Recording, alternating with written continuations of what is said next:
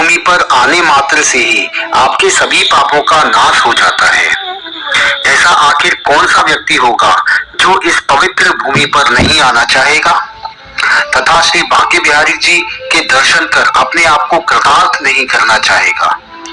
यह मंदिर श्री वृंदावन धाम के एक सुंदर इलाके में स्थित है। कहा जाता है कि इस मंदिर का निर्माण स्वामी श्री राम जी के वंशजों के सामूहिक प्रयास से संवत 1921 के लगभग किया गया था। दोस्तों, बांके बिहारी मंदिर के दर्शन करने के लिए प्रतिदिन हजारों लाखों श्रद्धालु आते हैं, पर इसमें से बहुत कम श्रद्धालु यह जानते होंगे कि ये बांके बिहारी का जो मंदिर है वह कैसे बना, इसके पीछे की क्या कहानी है, कैसे यहाँ पर ये बांके बिहारी जी की जो मूर्ति आप देख रहे हैं ये यहाँ पर स्थापित हुई, निधिवन से बांके बिहारी जी की इस मूर्ति का क्या संबंध है, यह मूर्ति कितनी पुरानी है, सभी बातें इस वीडियो के माध्यम से जानेंगे मित्रों। तो बने रहिएगा वीडियो के साथ में। नमस्कार, मैं गोपाल चतुर्वेदी स्वागत करता हूँ आपका आपके अपने चैनल ब्रज आस्था में, और हम और आप आज जानेंगे बांके बिहारी जी मंदिर का संपूर्ण इतिहास, सारी कहानी। तो ध्यान से सुनिएगा दोस्तों, बने रहिएगा वीडियो के साथ में, अंत तक अवश्य देखिएगा। वीडियो अच्छी लगे तो अपने मित्रों के साथ शेयर अवश्य कीजिएगा। चलिए मित्रों, स्टार्ट करते हैं। मंदिर जब निर्माण किया था मंदिर का, तो उस समय पर किसी भी दानदाता का धन इस मंदिर में नहीं लगाया गया। स्वामी श्री हरदास जी विषय उदासीन वैष्णव थे। उनके भजन कीर्तन से प्रसन्न होकर निधिवन से श्री बांके बिहारी जी प्रकट हुए थे। स्वामी हरदास जी का जन्म संवत 1536 में भाद्रपद महीने के शुक्ल पक्ष में अष्टमी के दिन वृंदावन के निकट राजपुर नामक एक ग्राम में हुआ था। इनके आराध्य देव श्याम सलोनी सूरत वाले श्री बांके बिहारी जी थे। इनके पिता का नाम गंगाधर एवं माता का नाम श्रीमती चित्रा देवी था। हरिदास जी स्वामी असुधीर महाराज जी के शिष्य थे। इन्हें देखते ही आसुधीर देव जी जान गए थे कि ये सखी ललिता जी के अवतार हैं तथा राधाष्टमी के दिन भक्ति प्रदायिनी श्री राधा जी के मंगल महोत्सव का दर्शन लाभ हेतु ही यहाँ पधारे हैं। हरिदास जी को रसनिधि सखी का अवतार भी माना गया है। ये बचपन से ही संसार से उबे हुए रहते थे। किशोरावस्था में इन्होंने आसुधीर जी से युगल मंत्र की दीक्षा ली तथा यमुना के समीप निकुंज में एकांत स्थान पर जाकर ध्यान मग्न रहने लगे। जब ये 25 वर्ष के हुए तब इन्होंने अपने गुरुजी से विरक्तावेश प्राप्त किया और संसार से दूर होकर निकुंज बिहारी जी के नित्य लीलाओं का चिंतन करने लगे। निकुंज वन में ही स्वामी श्री हरदास जी को बिहारी जी की मूर्ति निकालने का स्वप्नादेश हुआ था। जब स्वामी हरिदास जी निकुंज वन में रहते थे तभी इनको श्री बिहारी जी ने मूर्ति निकालने का स्वप्न दिया था। तब उनकी आज्ञानुसार मनोहर श्याम वर्ण छवि वाले श्री विग्रह को धरा की गोद से बाहर निकाला गया। यही सुंदर मूर्ति जग में श्री बांके बिहारी जी के नाम से विख्यात हुई। यह मूर्ति मार्गशीर्ष शुक्ला के पंचमी तिथि को निकाली गई थी। अतः प्राकट्य तिथि को हम बिहार पंचमी के रूप में बड़े ही उल्लास के साथ मनाते हैं। युगल किशोर सरकार की मूर्ति राधा कृष्ण की संयुक्त छवि या एकीकृत छवि के कारण बांके बिहारी जी के छवि के मध्य में एक अलौकिक प्रकाश की अनुभूति होती है, जो बांके बिहारी जी में राधा तत्व का परिचायक है। श्री बांके बिहारी जी निधिवन में ही बहुत समय तक स्वामी जी द्वारा सेवित होते रहे। फिर जब मंदिर का निर्माण कार्य संपन्न हो गया तब उनको वहां लाकर स्थापित कर दिया गया। सनाट्य वंश परंपरागत श्री कृष्णयति जी बिहारी जी के भोग एवं अन्य सेवा व्यवस्था में संभाले रहे थे। फिर इन्होंने संवत 1975 में हरगुलाल सेठ जी को श्री बिहारी जी की सेवा व्यवस्था संभालने हेतु नियुक्त किया। तब इस सेठ ने बेरी, कोलकाता, रोहतक इत्यादि स्थानों पर श्री बांके बिहारी ट्रस्ट की स्थापना की। इसके अलावा अन्य भक्तों का सहयोग भी इसमें शामिल रहा। आनंद का विषय है कि जब काला पहाड़ के उत्पात की आशंका से अनेकों विग्रह स्थानांतरित हुए, परंतु श्री बांके बिहारी जी यहाँ से स्थानांतरित नहीं हुए। आज भी उनकी यहाँ प्रेम सहित पूजा चल रही है। कालांतर में स्वामी हरदास जी के उपासना पद्धति में परिवर्तन लाकर एक नई संप्रदाय निम्बार्क संप्रदाय से स्वतंत्र होकर सखी भाव संप्रदाय बना। इसी पद्धति के अनुसार वृंदावन के सभी मंदिरों में सेवा एवं महोत्सव आदि मनाए जाते हैं। श्री बांके बिहारी जी मंदिर में केवल शरद पूर्णिमा के दिन श्री बांके बिहारी जी बंसी धारण करते हैं। केवल सावन तीज के दिन ही ठाकुर जी झूले पर बैठते हैं एवं जन्माष्टमी के दिन ही केवल उनकी मंगला आरती होती है, जिसके दर्शन सौभाग्यशाली व्यक्ति को ही प्राप्त होते हैं और चरण दर्शन केवल अक्षय तृतीया के दिन ही होता है। इन चरण कमलों के दर्शन जो करता है उसका तो बेड़ा ही पार लग जाता है। स्वामी हरदास जी संगीत के प्रसिद्ध गायक एवं तानसेन के गुरु थे।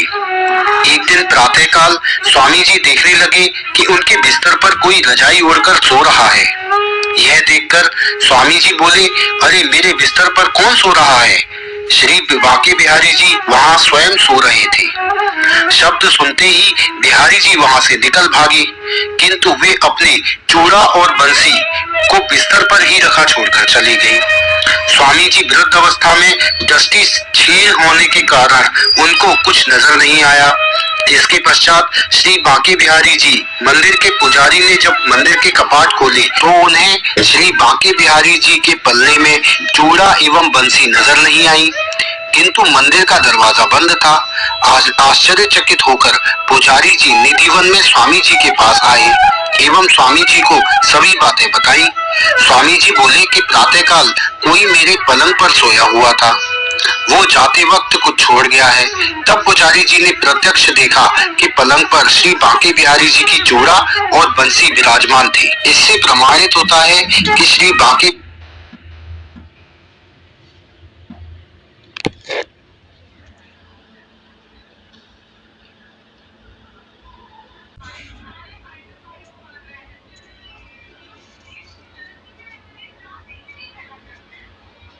संगीत के प्रसिद्ध गायक एवं तानसेन के गुरु थे। एक दिन प्रातःकाल स्वामी जी देखने लगे कि उनके बिस्तर पर कोई रजाई ओढ़कर सो रहा है। यह देखकर स्वामी जी बोले, अरे मेरे बिस्तर पर कौन सो रहा है? श्री बांके बिहारी जी वहां स्वयं सो रहे थे। शब्द सुनते ही बिहारी जी वहां से निकल भागे, किंतु वे अपने चूड़ा और बंसी को बिस्तर पर ही रखा छोड़कर चले गए। स्वामी जी वृद्ध अवस्था में दृष्टि क्षीण होने के कारण उनको कुछ नजर नहीं आया। इसके पश्चात श्री बांके बिहारी जी मंदिर के पुजारी ने जब मंदिर के कपाट खोले तो उन्हें श्री बांके बिहारी जी के पल्ले में चूड़ा एवं बंसी नजर नहीं आई, किंतु मंदिर का दरवाजा बंद था।